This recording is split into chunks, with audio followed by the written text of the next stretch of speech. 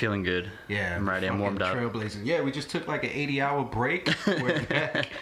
We're back, and we was talking about how we interacted and how we met.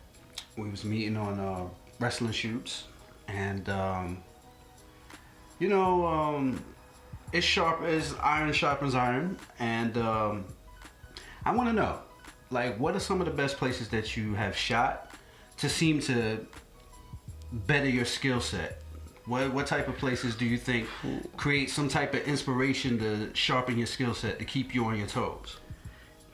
It depends, because some of my favorite places, like we talked earlier, a cornfield, like an empty cornfield was one of my favorites. Yeah, it's a real fucking sexy setting. Yeah, it's like it's weird because sometimes like if I shoot Ring of Honor, I shoot the Hammer scene, which probably, I mean, I'll say Hammerstein Ballroom is one of my favorites just because it's like, oh shit, it's like iconic, it's big, the lighting's good, but I'm just as attracted to like the shitty, forgotten, dark hallway that doesn't look good. Because then you could own that shit. That's what happens. Well, like, you get in there and you're like, okay, I'm gonna make the best of this, and I'm gonna own this shit. Watch. Yeah, well, I think for me it was like, so when I started like really kind of going into like documentary work and sport work. Yeah.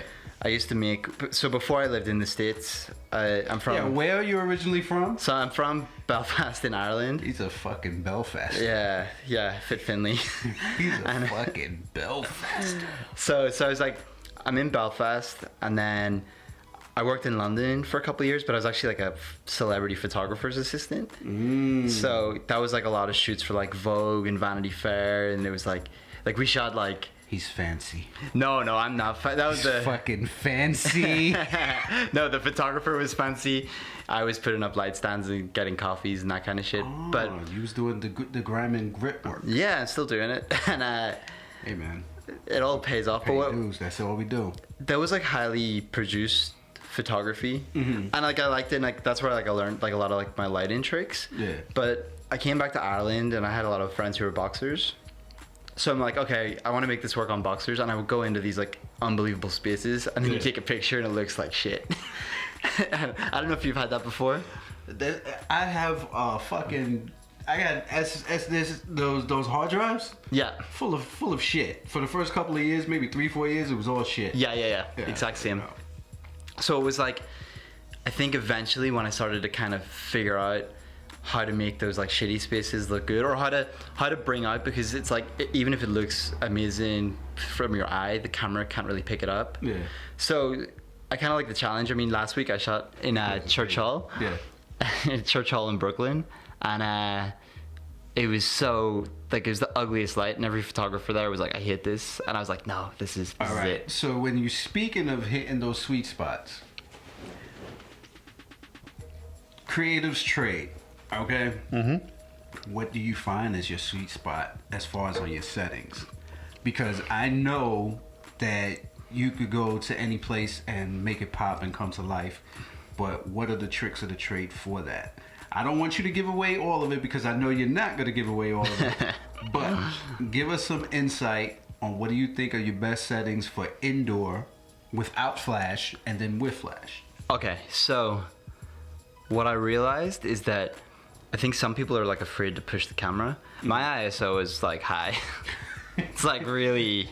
I mean, that's one of the benefits of you doing full frame. Yeah. Because you can push that ISO. Yeah, but it's like, I think, yeah. So like a lot of the time, like you're forced to push the camera. Yeah.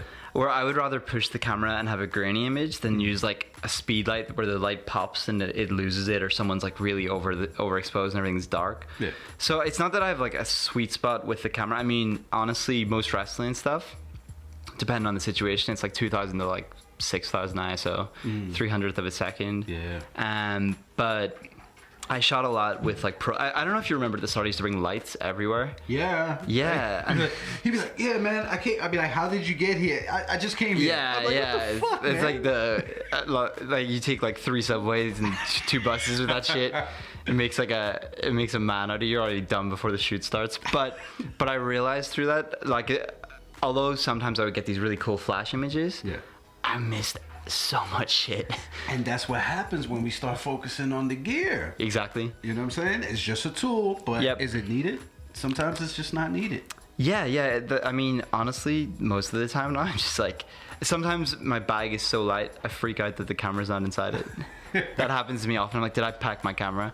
And I prefer that. And again, it's like, it depends on the work. Are you doing like documentary work? Is it professional? Because if it's a commercial shoot, then no, you can't. As much as I would love to get away with that, it doesn't work. It doesn't work that way. And you gotta, that's a whole different thing. You're a fucking trooper, man. Because that, you know what? I was the same way when I first started. When I first started, I was taking fucking trains all the way to who knows where uptown. Yeah.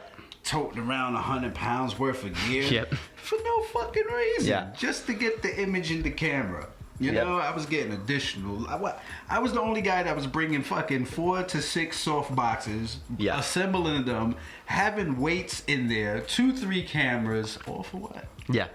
And also, what I realized was like, I made some work, and I was like, it looks like pro photo, which is good. But then I'm like, no, because it's not about pro photo. It's not like, I'm not trying to make a commercial for they've got a team for that. I don't want to say this is a pro photo B1 or whatever. It's like I wanted this to be like a Rich Wade.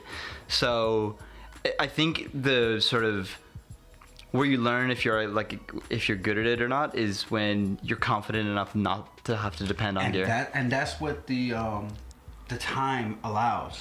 Yeah. It allows the experience to gain the confidence. Yep. Because, you know, I think that's what a lot of people that start out, that's what they lack. Yeah. So, you know, they want to be dependent on the gear. Yep. And it always becomes a pain in the ass because they always got to log around so much fucking gear. So, you know, that's what, I'm not going to sit here and say that's what separates the pros from the rookies, but that's what shows the experience. Yeah, and I mean, again, one thing that, like, isn't talked about that much, but most of it's not the photography, it's how you carry yourself as a person, because it's like you're going into someone else's space, you're like, hey, can I eat? So you're working with people constantly, so it's like I don't want to be like figuring out settings and like trying to set shit up. I mean, sometimes you got to do that stuff, but like real photography, especially if you want to make like documentary work or street style, whatever you do, it's like I can tell, you can see people's personalities in the pictures.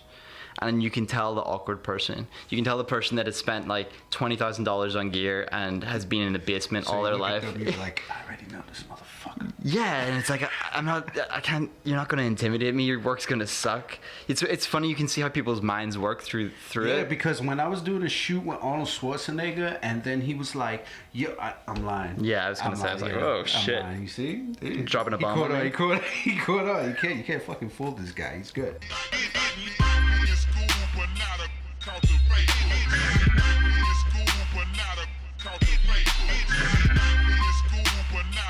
Cultivate.